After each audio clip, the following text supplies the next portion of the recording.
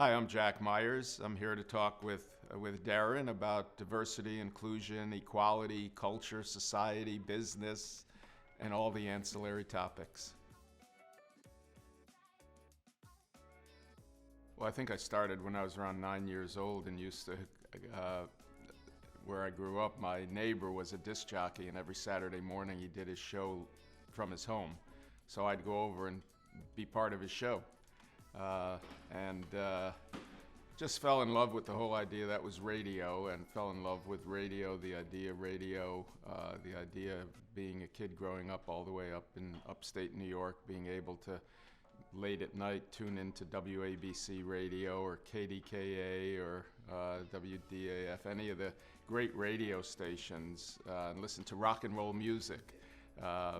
And then it was really just a passion for radio and television that took me to the Newhouse School at Syracuse, majoring in radio television. I just always had that passion. When I got out of college, couldn't get a job. What else is new? And came down to New York and was trying to get a job in the advertising business, maybe as a writer, and wound up selling bus advertising. That led to selling radio advertising. That led to selling television advertising for CBS, and really saw the emergence of cable, being in a broadcast company, and the impact of technology, and really fascinated me. Became a real fan of cable, went into cable TV, began my own company focused on working with the cable TV networks on their revenue models and seeing how technology was impacting them. That led to a nice consulting business for many years. And then as the internet came in, working, really understanding, studying the technology. But the real influence was my master's degree at NYU in a topic called media ecology. And media ecology is founded by Marshall McLuhan, who many young people have never heard of. He wrote The Medium is the Massage, The Medium is the Message, Global Village, Gutenberg Galaxy. Really wrote a series of books understanding media that were the foundation and core of my master's program in media ecology. And really led me down the path of looking outside of the framework of what's happening inside the industry, what's happening around it in culture, society, how is media influencing culture and society, how are culture and society influencing media. That has led to the founding of MediaVillage as a home for really an exploration of solutions to the challenges and problems confronting the industry. And we work with around 50 major companies, 150 members, corporate members of MediaVillage, really underwriting the next stage of B2B marketing and communications built around the realities that everyone is facing today with technology, kind of creating a lot of headwinds for the industry. My interest in media ecology was accidental. I was at ABC at the time. They were willing to pay for my master's. I looked for a media-related program. NYU had something called media ecology, and I just really accidentally walked into the most inspirational and pivotal experience of my life with that program. It was headed by Neil Postman, who wrote Amusing Ourselves to Death, talking about the impact of moving the culture into show business. And so in the 1960s, he wrote about Donald Trump. He wrote about the inevitability of a Donald Trump emerging out of show business into our culture and society, as did Marshall McLuhan. And you could go back to Brave New World, 1932, where he said, we're in a race between disaster and education. And if you think about the realities we're confronting today, if we're not educated, if we're not smart about what's going on in the world, we're headed toward disaster.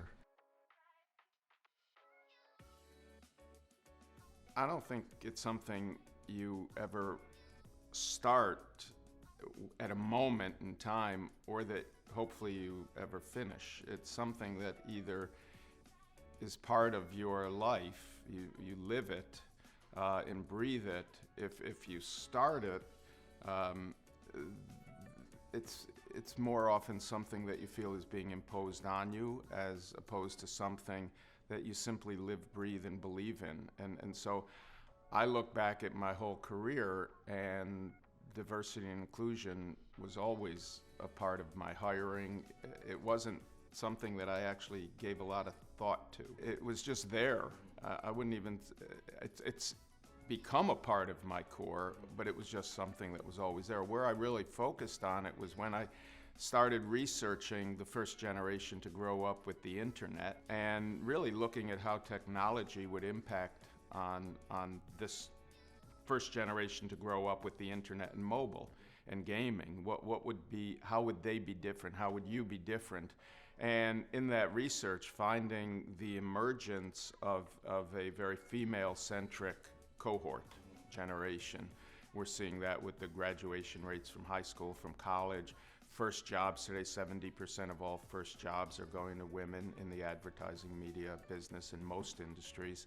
And recognizing the opportunity to really not only open ourselves up as an industry to learning from this generation by embracing them differently than past generations have been brought into their careers, to really look for a cohort that was bringing knowledge to our industry in addition to taking knowledge and learning from experience. What I realized is experience is no longer a proxy for knowledge, and knowledge is no longer a prerequisite for responsibility. So what could I do, what could we do to really support women? And that led to a whole understanding of the broadening scope of diversity beyond gender diversity, which we have now at the mid-level and junior level of our industry, but still not at the senior level. But diversity, ethnicity, color, background, military, and incarcerated, all different types of diversity, autism, differently abled. So it just keeps going.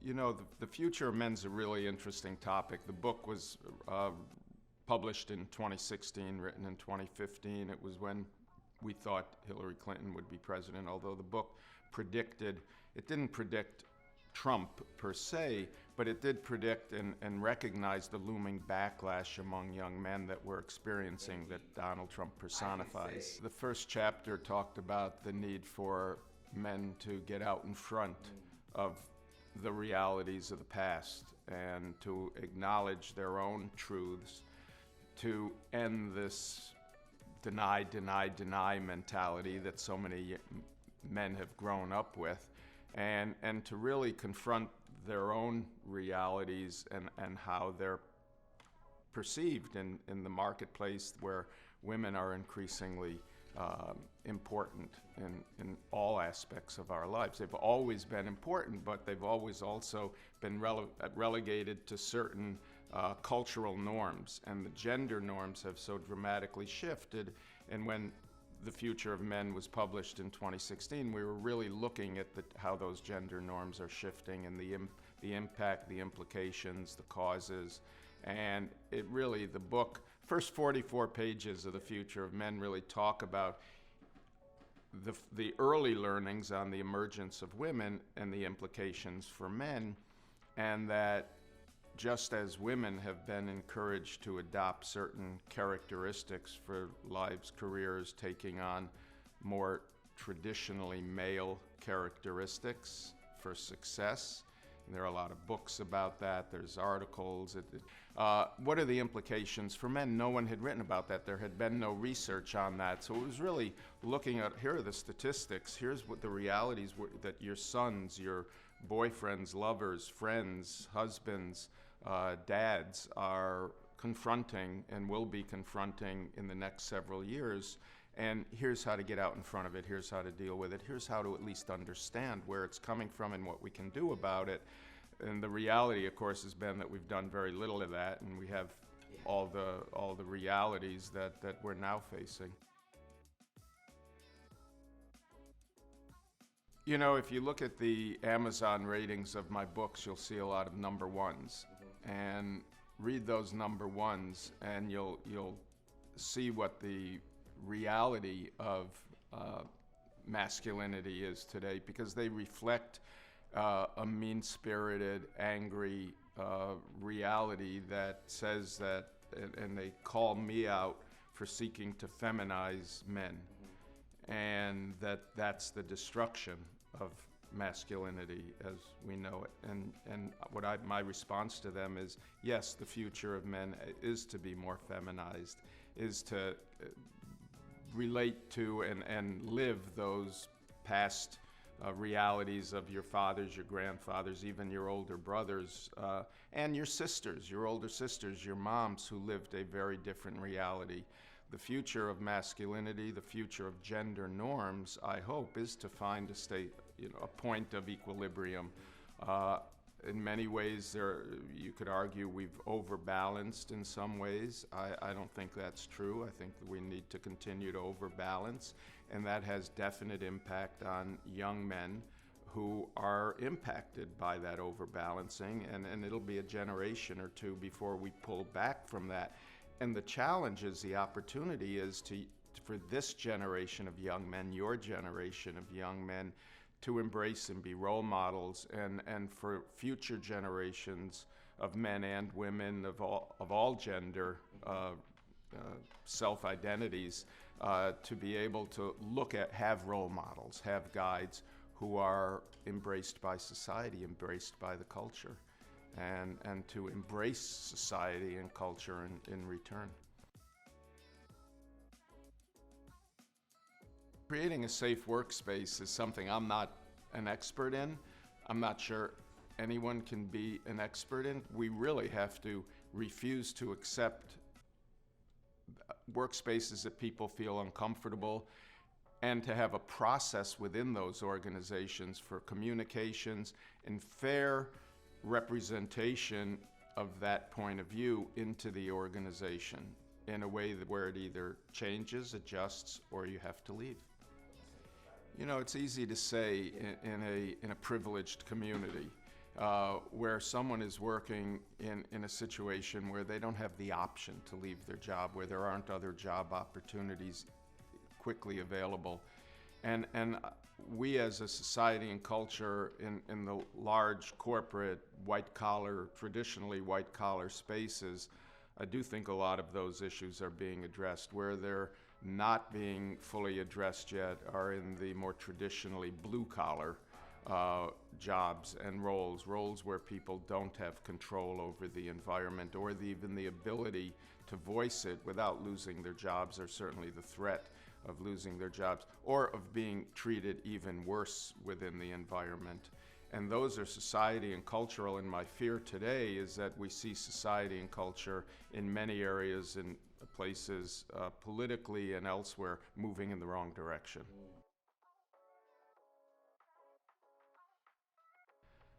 The greatest change in corporate society in terms of cultural shifts in norms around diversity, I would say the biggest change is fear.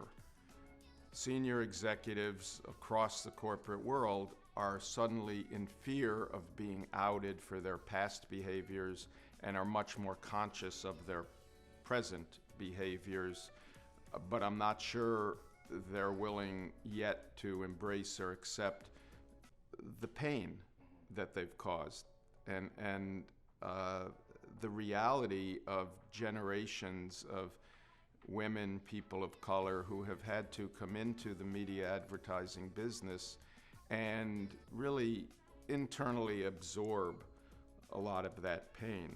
And we're now going through a period where that pain is being allowed freedom to be voiced, and that's creating fear. And you're seeing it across corporate ranks, and you're also seeing that instant defensiveness. We didn't do it. We didn't do it. Now we have proof. We have evidence. No one ever brought it to our attention.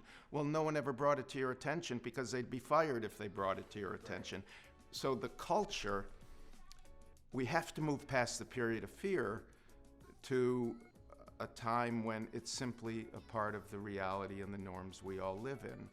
And unfortunately, again, I come back to the challenge we're facing right now as a society, and why I think 2020 is the most pivotal year, not just in our industry because of all the technology implications, but in our society, in our culture, in our world, in our environment. We're seeing the world burning, literally, and flooding. We enjoy shows around the apocalypse, and we almost get a sense that that's what we're preparing for. We have to address that, and I think in too many ways, corporations, organizations fear what could happen from a regulatory point of view, what could happen from a political point of view, what could happen from a Wall Street point of view. We can't operate on fear. When we operate on fear, we lose. The answer to fear is simple. It's education. Comes back to Aldous Huxley, Brave New World, 1932. We're in a race between disaster and education. And our school system is no longer really effectively preparing people for the realities they confront when they come into the workforce, into their adult years. We're not learning about the cultural, societal shifts that are happening except in sociology courses. But if we look toward online learning and the opportunities for online learning, and by online learning, I mean the short form, the podcasts, the ability to listen for 20 minutes, 30 minutes, and really become educated in ways that will want you to drill down more and more deeply, whether it's issues around the environment and global climate change, whether it's around diversity, inclusion, equality, whether it's around a meeting you're going into and want to be a little more prepared, or a meeting you're taking and want to be a little more prepared.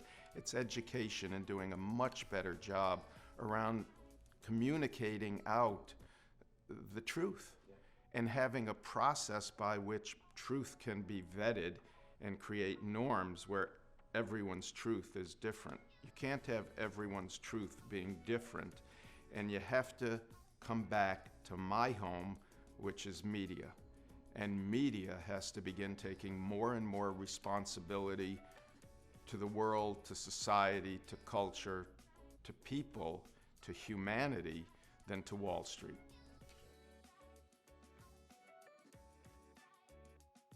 Sure, the Advancing Diversity Hall of Honors induction experiences are really designed to bring attention, the industry and the world's attention, to our community of advertising, media, entertainment, marketing, where we've been toward the bottom on almost every ranking of diverse talent, bringing young talent into the industry, retaining that talent, nurturing, building leadership skills, and moving them, this next generation, the new majority, into society. And by new majority, I don't just mean young Gen Z, I also mean seniors, I mean those of color, those who have been incarcerated, military.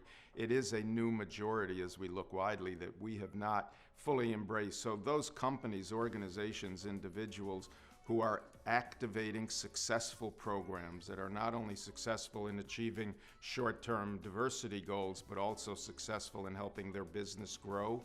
So we've identified companies as wide-ranging as Procter & Gamble and Unilever, to some of the media agencies like IPG and Publicis Media, to Shelley Zallis, to AdColor, to the Ad Council, to the ANA, who are activating programs that are proven successful and then evangelizing those programs in society. Our goal at Advancing Diversity Hall of Honors is to recognize that the industry has been very good at advocating and very bad at activating programs successfully. Those groups, companies that are making change, we want to call attention, and then we want to promote what they're doing. We we are promoting what they're doing to a global audience of young people, who are diverse, to let them know we have programs, systems, processes to welcome and embrace and keep them in our industry going forward. That's awesome. There is no pipeline problem. There, you go down into the, the colleges, the community colleges, there's a wealth of talent available. The challenge is our industry tends to be centered in the most expensive cities. Our pay scales, starting pay scales are among the lowest of any industry. People come in, they're not given the opportunity to gain experiences. They're looked at that work here in this small task, in this cubbyhole, and get experience. It's not about experience, it's about experiences. And we as an industry have not been good at doing that. But there are programs that have been tremendous. What Verizon does with their Ad Fellows programs, the IRTS, which is a program that you're very familiar with, the fellowships, there are so many real committed organizations that are succeeding, and the opportunity is to take those successful programs, highlight them, and bring them out, not only into scale them across the industry, but communicate what our industry is doing to those we really want to attract. And once we bring them in, to give them the income levels, to give them the support, to give them the guide to how to succeed in this industry. And that's not by following the traditions of it, it's by creating new traditions that they're leading on. Well, I think, the first job across the United States now averages 9 months. 10 years ago, it was 18 months. So we have to accept that when young people come in, it may not be right for them, and we want to support them staying within the industry and finding those opportunities and welcoming them back when they feel that they may be ready to come back to the opportunities you offer. But I think the most important thing is to give them an immersion across the industry and to allow them to see the whole organization. Every industry needs to break down silos internally. We need to integrate across capabilities. We need to embrace the young talent. 60% of our industry has been here less than 8 years, and the turnover is enormous. So we're experiencing a huge turnover of young people who are not getting the education, the proper, I won't say training, the development tools to continue and grow their careers. People fear futurists. People want to maintain the status quo. So my whole career has been built around really being a sponge as opposed to a visionary or a futurist, and listening, taking in, constantly learning, constantly educating myself about what's coming, what's here, what's been, and then more of a sponge. You squeeze out and you see certain patterns emerging, and you take those patterns and you say, here's the likely way these patterns are going to flow, and how you get caught up in that flow. And therefore, here's what you should be prepared for. People don't want to hear that. They want to hear we're fine, we're good, what we're doing is right. So I wouldn't say there's been criticism as much as it took about 10 years for people to start saying we should listen, then another 10 years to say we're listening but we're not necessarily paying attention. And now I'm in the 10-year period where they're paying attention and beginning to act and respond, but people are still fearful of the message I'm taking out to them, which as an industry, we're a mess. And we have to fix the mess, or we're going to go through a long period of contraction, which in many ways I think is inevitable, is coming, is looming. Political issues on the horizon and realities. We are confronting so much as an industry, and we keep going on in our day-to-day worlds looking at short-term results, short-term realities. We have to take a long-term perspective. And my fear for the industry is that we're locked into paradigms of how we've approached technological change in the past, and those paradigms are still locked into 1920s industrial age business models. And unless we reinvent capitalism, unless we reinvent the way we do business, unless we reinvent the way we're organized and who we're organized with, we move into a very challenging time for our industry, for our society, for the world. Great question, Darren. What does inclusion mean to me? I take it personally. Having grown up as the only Jew in a school of 1,200 kids, having them come in one day and no one talking to me because they learned in church school the night before that I personally killed Jesus. I believe in Jesus, and I did then, even as a Jew. To hear I had killed him and not understanding that was just has resounded in me in so many ways. Inclusion as being the only kid in my neighborhood with a working mother who went on to be a top computer programmer for the government. My sense of inclusion therefore extends out to being open to everyone and everything, but inclusion also means recognizing my own biases, which I have, and both conscious and unconscious biases, and recognizing when I say something harmful that I'm saying something harmful. Inclusion to me means listening. It means hearing when there are issues or problems that I can help resolve.